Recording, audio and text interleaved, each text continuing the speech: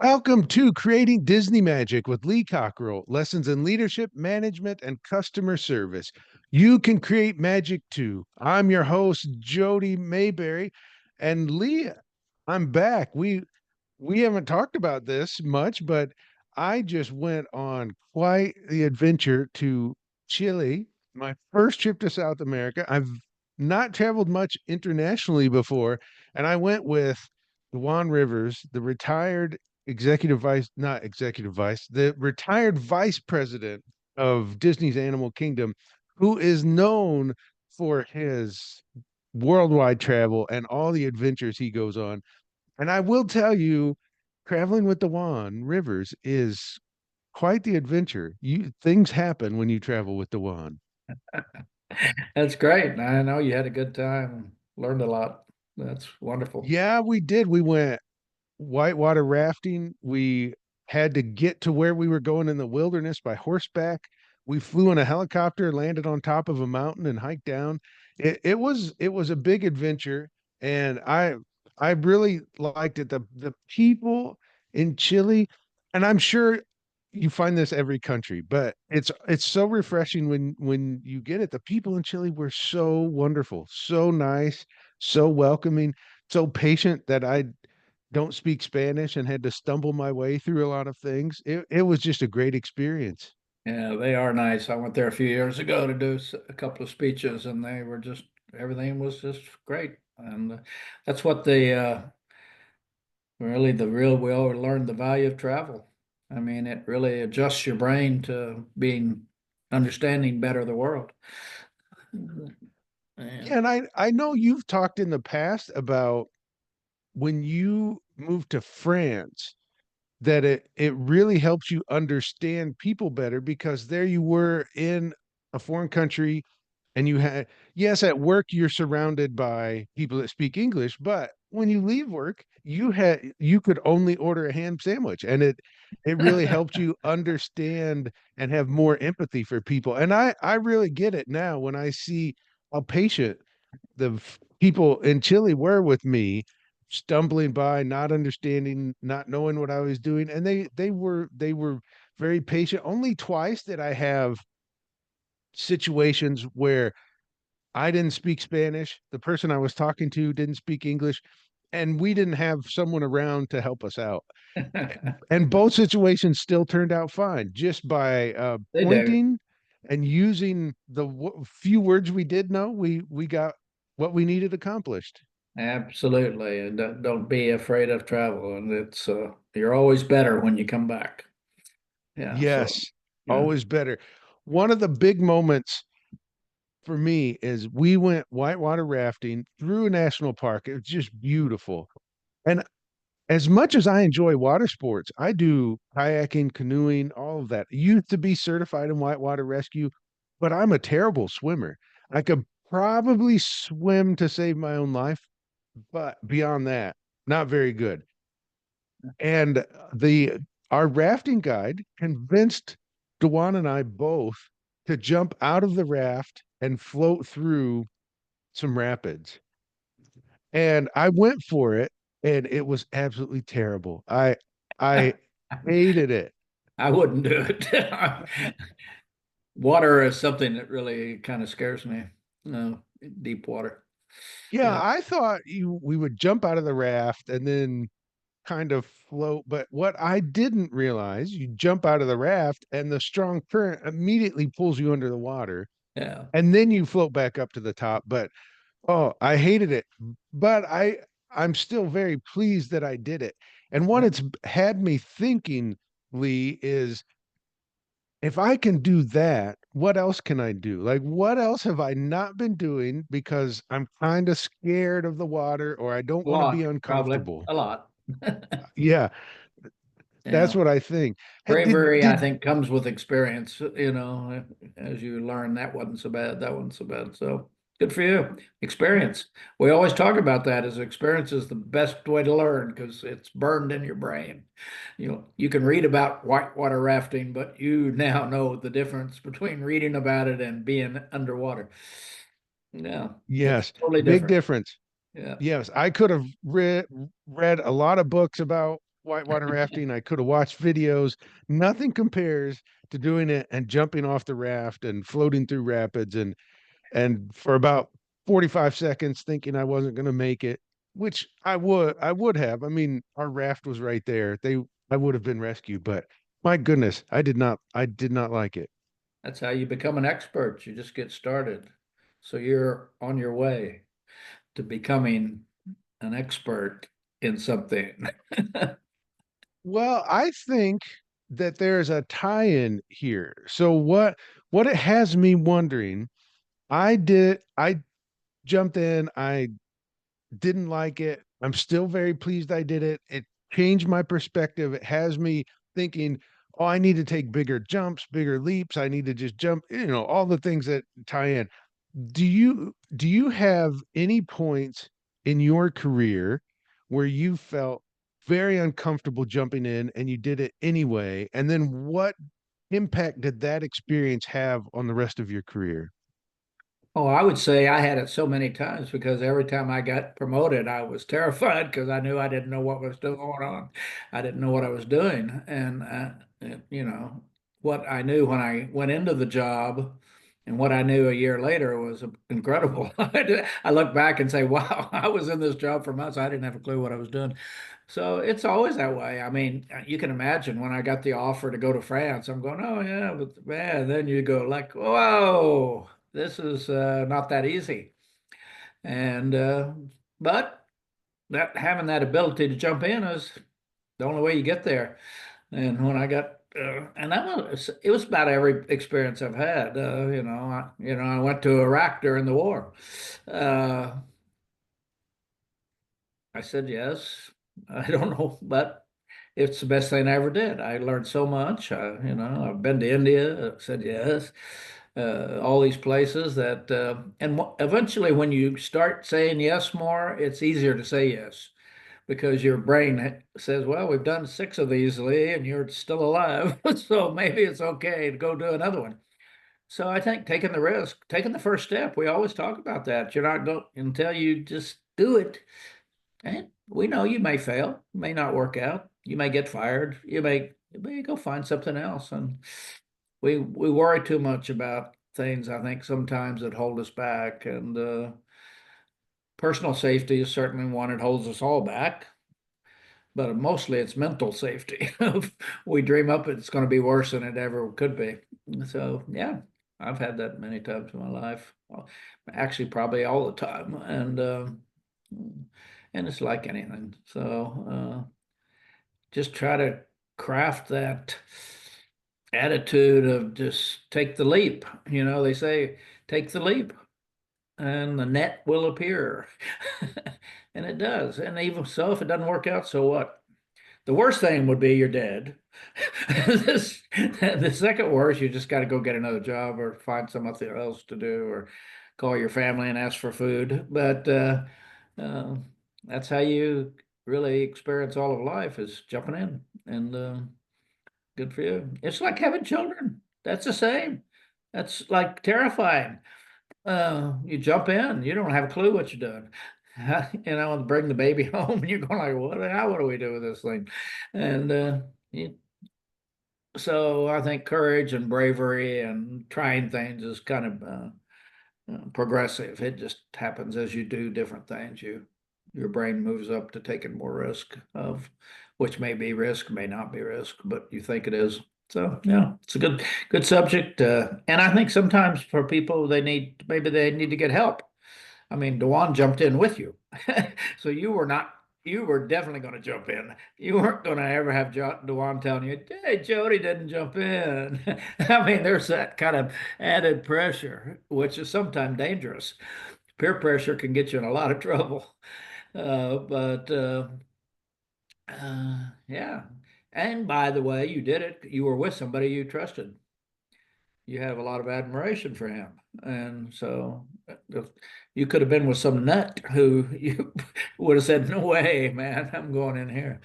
And so Dewan's wired for, I don't know he's got big time ability to just do it.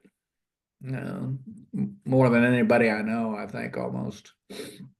Yeah, Yeah. he really does. And Lee has touched on at least 10 points there that I think are so relevant in what we're doing. And there is a difference between peer pressure and support.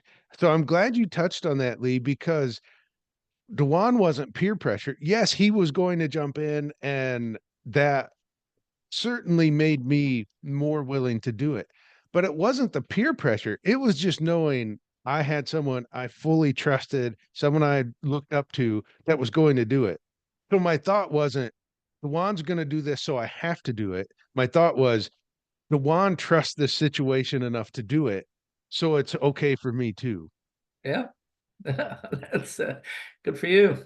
That's great. Yeah. So, Lee, you talked about what holds us back from taking the leap so often is emotional safety. So many of us are scared of that. And what did you do to get over the risk of emotional uncertainty or that you Yeah. might get fired or something bad might happen? I think that helped me the most was leaving home and going out on my own and getting experiences. And each time I had some success, I felt better about myself. I felt my ability to do it. Leaving Oklahoma, going in the Army, I came out of there going, okay, that was all right. Moving to Washington, working at the Washington Hilton, never being in a big city like that before. And after a month or two, you're like an expert in the city. And then they say, we want you to go to Chicago. So you say, okay, it's not so bad. You go there. I mean, uh, it just I think our whole life is progressive. We get better or worse slowly. If you stay in one place and you never read anything, you never learn anything, you never go to any seminars, you never try to figure out how to be better, eventually you're not too happy with your life. But when you take those risks, each one it's like you went to Kuwait, you know, and you said weren't sure about that at first, and I wasn't either the first time I went. I went there, and those people were great. They were just as nice as could be, and I think that's what it is. It's just a little bit here, a little bit there, a little bit, and you just get more comfortable with that the world's okay, and it's pretty safe. And then when you have an emotional disappointment, yeah, maybe it's no big deal. I mean, it's like, okay, fine. I'm disappointed. I mean, I had those too. I was disappointed I didn't I was actually disappointed when I got fired once. That was emotional. And I thought about going home to tell Priscilla I was fired today. Or when I got passed over for a promotion at Marriott, I was emotionally not happy, but it worked out. I ended up at Disney. And, it just, more good things were happening when I took the risk than bad. So I think and I think generally with most people, if you go out and try and do your best, have a good attitude, and you're reliable and responsible, it'll turn out okay. Yeah. So it's just, I'm glad you said that because that's one of the things that I'm thinking. If you're scared to take the risk and then you take it and it doesn't go the way you hoped, I think that's one of the things people are scared of. What are other people going to think? How do I tell my spouse? So, what do you do to overcome that? well, I've gotten to the point where I don't care what anybody thinks, yeah, as you know. And I was just the opposite when I was young. I did care what everybody thought, and I wanted to drive the big, nice car, and I even went to an auction once when I was like 21 and I was making so much money as a waiter. I bought a diamond ring to wear. I mean, like today, I wouldn't put that on for $1 million. It was a show off. I even had a guy working for me once who, uh, we're in food and beverage, we got all these first time people in their jobs, dishwashers, housekeeper, and he would drive his Jaguar to work every day. And I said, boy, I wouldn't flaunt that in front of the people. And he wore big diamond rings to work, and here the people are barely eating. And I think there was a sense of understanding what's going on around you too, to don't flaunt your success.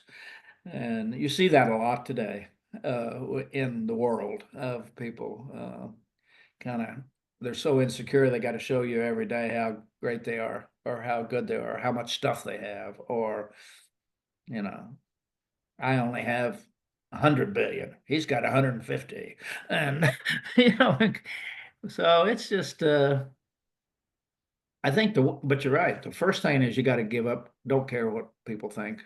It's your life, and uh, I think most people who've had huge success just think about all the people who've invented things or did things, or they didn't care what anybody thought. They did it anyway, and that persistence can bring success and a lot of heartache along the way. You may be really disappointed for 2 or 3 years when something happens to you, but then you go on, you look, you keep going.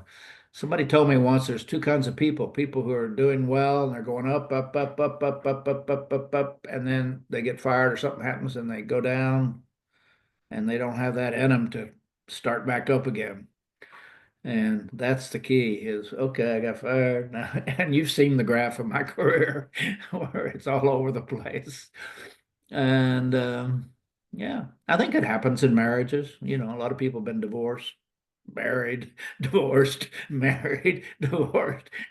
There's uh, yeah, it's a lot to do with your early development probably, and how much you felt loved and how much structure you had in your life that causes you to have regrets and insecurity later. I mean, I always wonder where does insecurity come from? I mean, well, it comes from something happened in your past that caused it. Either you were harassed or made fun of, or you were poor, or people made fun of you. I don't know what it is, and we as individuals usually don't know what it is, but it's there, and we got to kind of ignore it and do our thing because the only person that knows about your insecurities is you. Nobody else knows. So you put on a face, you put on a good show, you do a good job, and they go, oh, they don't know you don't know what you're doing. That's what I loved because nobody does. I think the average person is insecure. You see it all the time, you know. I mean, you see it with your kids. They would like to stay close to home. They don't, you know, it's hard to make that break. It's hard because you're comfortable and you're safe and people love you and they tell you that and they encourage you.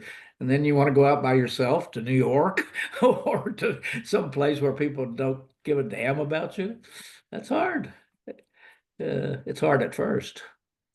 And that's why you got to do it when you're young, because when you're old, it's too cold sleeping on a park bench. So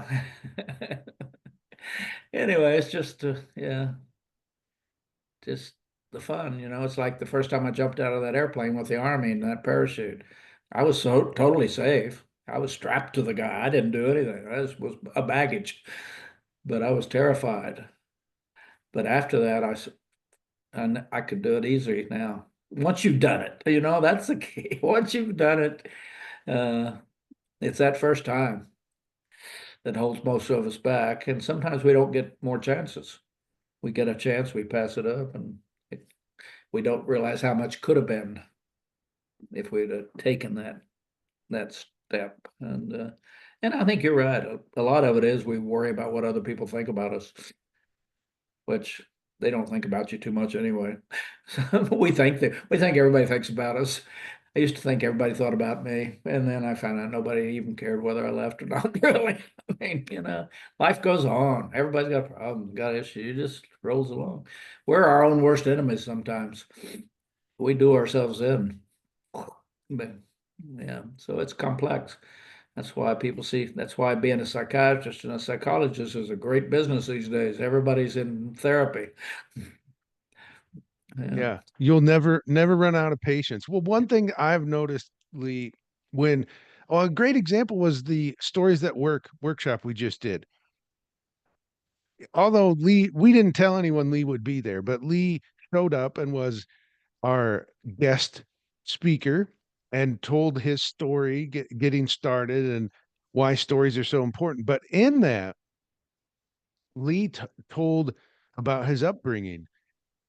Married, his mother married 5 times, grew up on a dirt farm, adopted twice, And what I have found when you tell that, Lee, that there are some people that may want to show up and just have nothing but polish on and tell perfect stories. But when you tell those stories or the story about getting fired or other failures, when you tell that stuff, I watch the audience and see how they relate to you when you tell that. Where if you only kept the polish on and didn't tell about things It, that maybe would be embarrassing, I don't think people connect with that as much. So I think these big risks and the failures are also what connect us with others. we all cover up, and I think that's been the strength of my speaking business. I spoke to a group of South American kids, students last night, and I give that same bit about my life. Man, they came up to me after and they want to connect and they couldn't believe it. And I'm finding out as I talk to people in my life, I go to a coffee place in the afternoon and there's two Brazilian ladies there that have started to open up to me and they just tell me how much they hated their parents. They hated their father. He's mean. He mistreated them. They both left home when they were 16, just left and went out on their own and how they're going to be better parents. And you realize there was a lot of damage done to them by their families and their where they lived and how they were treated. And those are things you just look around. Everybody's got an issue. Something's bothering you. And Yeah. they took, and those two they didn't wait around. They took the risk. They left. One's becoming a nurse now. The other one's studying something else in healthcare. They're 20, maybe 24 years old. They got their life together. They took the risk, just left. And sometimes you're in a situation you need to just leave or move Yeah. on or deal with it. We talked a lot about recently and dealing with the hard things. Get it out of your life, get it rid of it because it's going to continue to do damage to you. Just get rid of it. Don't let it become your best friend. Your problem that's always with you and goes everywhere you go. Yeah. And Yeah. I think some people enjoy having problems as their companion. yeah, there are a bunch of them out there. Uh, it's They're always somebody else's fault. Got to be somebody else's fault. Yes. Can't possibly be mine. Well, Lee, I I think you're absolutely right. I left Peoria, Illinois when I was 23. And I wasn't leaving a bad situation. I just realized there's more out there. Best thing I could have ever done is leave home, just as you did. You left Oklahoma and it worked out all right. I left Peoria, it turned out okay. And what if you'd have stayed? I'm sure you Yeah. can visualize what might have happened. I was actually just last night was thinking about my life back, thinking if I had not done what I did, I wonder what I'd be doing now back in Arkansas, Oklahoma. Well, I wonder how my life had been turned. What if I hadn't been fired? That's what got me to Marriott. I probably wouldn't have gone otherwise. I would have said, no, I'll stay here, this nice little job. And then when I got passed over at Marriott, I wouldn't have got to Disney otherwise. So sometimes those obstacles are your best friend. Yeah, Yeah. it's hard That's to I try believe. to tell my kids Yeah, the dots connect later. You can't see it for years. absolutely. Absolutely. So, yeah, that's we get very philosophical with our lives as we try to figure out what's going on and Yes. take the risk. Well, you've heard Lee talk about how risk is progressive, how leadership is progressive. If you want to understand this a little more, we have in Cockerell Store, go to cockerellstore.com, and there for free is a document called Leadership Staircase. That will help you understand a little more of this leadership progression. You can find it there. It's free. If you want to go on a big adventure like I did, no guarantees Dewan Rivers will be there. But call our friends at Magical Vacation Planner. You can reach them at 407-442-2694. Lee, this was a great conversation. I always enjoy talking about some of these bigger topics. We have episodes where we get right in on small details. Those are great. And these conversations as well are wonderful. So thank you so much. And thank you for joining us on Creating Disney Magic. Until next week, go out and create magic for others.